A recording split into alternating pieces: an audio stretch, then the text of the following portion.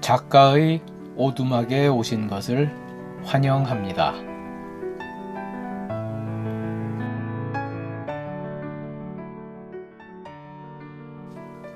제가 쓴 소설을 직접 읽어드리는 오디오북 소설 붕어빵입니다.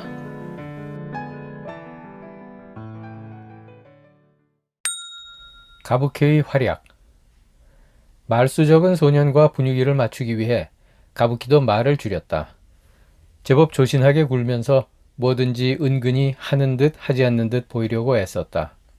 예를 들어 전에는 붕어빵 봉지를 쑥 내밀며 야, 이거 먹어 이랬지만 이제 슬그머니 그의 책상 위에 올려놓고 자기 자리로 돌아와서 짐짓 아무 일도 없었다는 듯 책을 읽는 신용을 한다든가 하는 식으로. 가부키의 변화된 태도에 소녀는 처음에는 좀 의아한 듯 고개를 갸우뚱하다가 곧 재미있다는 표정으로 씩 미소를 지었다. 가부키의 작전이 성공한 것인지 아니면 그 지극한 일편단심이 결실을 맺은 것인지 여하튼 소년에게서 드디어 반응이 나타났다.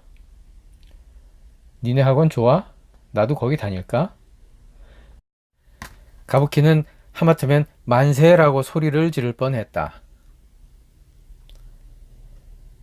너 엄마랑 친해? 학원 건물 1층 편의점 앞 테이블에 마주 앉아 삼각김밥을 먹던 소년이 불쑥 가부키에게 물었다. 가부키는 바나나 우유를 집어들어 빨대를 물고는 잠시 생각했다. 엄마랑 친했었지. 그런데 지금은 글쎄. 언제부터였는지 분명하지는 않지만 여하튼 엄마가 조금 변했다고 느끼기 시작했다. 한 1, 2년 혹은 2, 3년 전부터였을까. 가부키가 어릴 때 기억하던 엄마는 늘 차분하고 안정되어 있었다. 변호사라는 직업을 가진 사람답게 묻는 말에는 뭐든 일목요연하게 설명해 주었고 만일 잘 모르는 것이면 진지하게 자료를 찾아서 알아보고 제대로 알려주었다. 상냥하고 친절했다. 그렇다고 교만하거나 똑똑한 것을 자랑하지도 않았으며 딸에게 공부 잘할 것을 강요하지도 않았다. 사업 때문에 늘 바쁜 아빠의 얼굴은 보기 어려웠지만 엄마는 항상 가까이에 있었다. 그러던 엄마가 조금씩 변했다.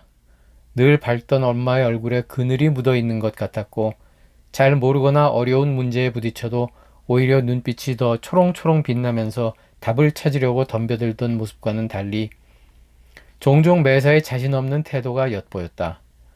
어린 가부키조차 그렇게 느낄 수 있을 정도였다. 가끔 아빠가 엄마에게 괜찮아, 그럴 수도 있지. 이기기도 하고 지기도 하는 거 아니야? 잊어버리고 다음에 잘하면 되지. 뭐 이런 식으로 다독이는 모습을 보기도 했는데 그래도 엄마의 기분이 많이 나아지는 것 같지는 않았다. 엄마는 때로 예전에 늘 보여주던 다정다감하고 관심 어린 모습 대신 뭔가에 정신이 팔린 것 같은 무신경한 모습을 보이기도 했다. 그때부터 가부키는 엄마에게 약간의 거리감을 느끼기 시작했다. 시간은 흐르고 가부키는 더 이상 어린아이가 아니었다. 소녀라 불리는 나이에 걸맞게 이제 또래의 소년에게 정신이 팔린 가부키는 전과는 많이 변했다고 느껴지는 엄마와 함께 보내는 시간보다 혼자 방 안에 앉아서 소년과의 달콤한 로맨스를 상상하는 시간이 훨씬 좋았다. 엄마가 싫어진 것이 아니라 다른 대상이 좋아진 것이고 엄마와 멀어진 것이 아니라 그냥 잠시 자신의 관심사에 몰두하는 것뿐 다른 복잡한 상황은 전혀 없었다. 그 나이에는 어쩌면 당연했다. 그러나 우연히 크고 작은 이런저런 일을 겪게 되고 결과적으로 지금 엄마와의 사이는 친하다라고 하기는 좀 어려운 상태가 되어 있기는 했다. 아니, 어느새 무척이나 서먹서먹해져 버렸다. 가부키는 바나나 우유를 마지막 한 방울까지 남김없이 쪽쪽 빨아먹고는 말했다. 얼마 전에 엄마가 교무실에 불려오고 경찰서에도 갔었잖아. 그래서 그다음부터는 아예 내가 엄마를 슬슬 피해 다녀. 빈 우유통을 테이블에 탁 내려놓으며 가부키가 소년을 쳐다보았다. 그건 왜 묻냐? 소년은 대답 없이 삼각김밥만 우물우물 씹고 있었다. 너는 어떤데? 묻자마자 가부키는 바로 두어 달 전에 소년의 어머니가 학교에 왔던 일이 떠올랐다. 그때 가부키는 학교에 무슨 큰 일이라도 일어난 줄 알았다. 비싸 보이는 옷을 잘 차려입고 보석 장신구로 치장한 도도하고 오만한 표정의 귀부인이 또각또각 하이힐 소리를 내며 맨 앞에 서서 당당하게 걸었고, 교장, 교감과 담임, 그리고 누구인지 모르는 어떤 사람들이 한 무리를 지어 마치 졸개들처럼 약간 거리를 두고 그 귀부인의 뒤를 따르고 있었다. 그들은 가부키의 교실 문 앞에 멈춰섰다. 귀부인은 교실 안으로 한 걸음 들어오더니 마치 무슨 검사라도 하듯 날카로운 눈길로 교실 전체를 휘 한 바퀴 둘러보았다. 그러다가 눈길을 소년에게서 멈췄다. 귀부인이 고개를 까딱하자 소년은 잔뜩 위축된 모습으로 자리에서 슬그머니 일어나 그쪽으로 천천히 걸어갔다. 담임이 그리고 소년에 대해 자세히 알지도 못하는 교장 교감까지 소년에 대한 칭찬을 입이 마르게 늘어놓았다. 머리를 쓰다듬고 어깨를 두드리며 마치 우리 학교의 보배라도 된다는 듯. 그제야 가부키는 그 귀부인이 누구인지, 그리고 학교에 큰일이 일어나지 않았다는 것을 알았다. 아 참, 너 엄마 무서워하지?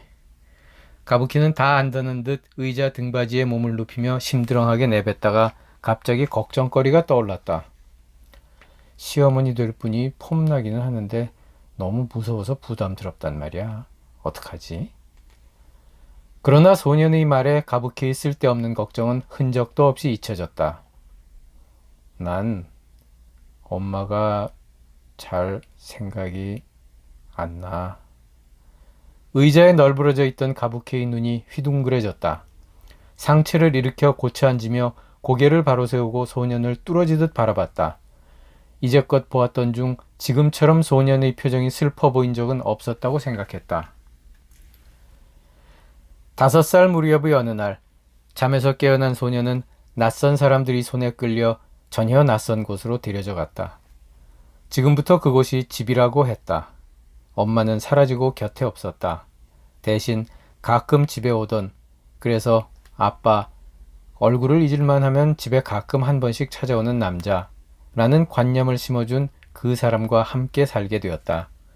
그러나 그 아빠라는 사람은 소년을 살갑게 대한 적이 거의 없었다. 특히 이제부터 자신을 엄마라고 부르라는 싸늘한 표정의 아줌마가 함께 있을 때에는 거의 눈길조차 주지 않았다. 소년은 갑자기 닥쳐온 이 새로운 환경이 두려워 잔뜩 주눅이 들었고 감히 엄마를 찾으며 울고 떼쓸 엄두조차 내지 못했다. 대신 소년은 입을 꼭 다물었고 손에 쥔 하트 모양의 목걸이를 단단히 움켜잡았다. 그 누구도 소년의 손을 강제로 펼 수 없었다. 점점 더 기억이 희미해져. 이제 엄마 사진을 봐도 엄마에 대한 기억이 잘 나지 않아. 힘없이 고개를 푹 숙이고 있는 소년의 눈에서 눈물이 툭 떨어졌다. 가부키는 가슴이 메어지는 것 같았다. 아무 말도 할 수가 없었다. 이제 소년의 시를, 소년의 우수에 젖은 눈빛을, 소년의 쓸쓸함이 배어있는 처연한 미소를, 감히 접근하기 어려운 외로움의 냄새를 모두 다 이해했다. 너무나 슬퍼졌다. 가부키의 눈에서도 하염없이 눈물이 흘러내렸다. 그들은 한동안 그런 채로 앉아 있었다. 오랜 침묵이 흐른 후 소년이 주머니에 손을 넣더니 뭔가를 꺼냈다. 잠시 움켜쥐고 있던 손을 천천히 폈다. 소년의 손바닥에는 낡은 하트 모양의 목걸이가 있었다. 뚜껑을 조심스레 열었다. 작고 오래된 사진 속에서 하얀 얼굴의 엄마와 아이가 밝게 웃고 있었다. 사진을 뚫어져라 들여다보던 가부키가 갑자기 고개를 번쩍 들어 소년을 쳐다봤다. 가부키의 눈이 놀랄 만큼 빛났다. 가부키는 벌떡 일어났다. 앉아있던 의자가 뒤로 벌러덩 자빠졌다. 가자! 가부키가 소년의 손목을 움켜쥐었다. 소년은 영문도 모르고 가부키의 손에 이끌려 일어났다. 가부키가 소년의 손목을 잡아 끌고 마구 달리기 시작했다. 소년도 따라서 내달았다.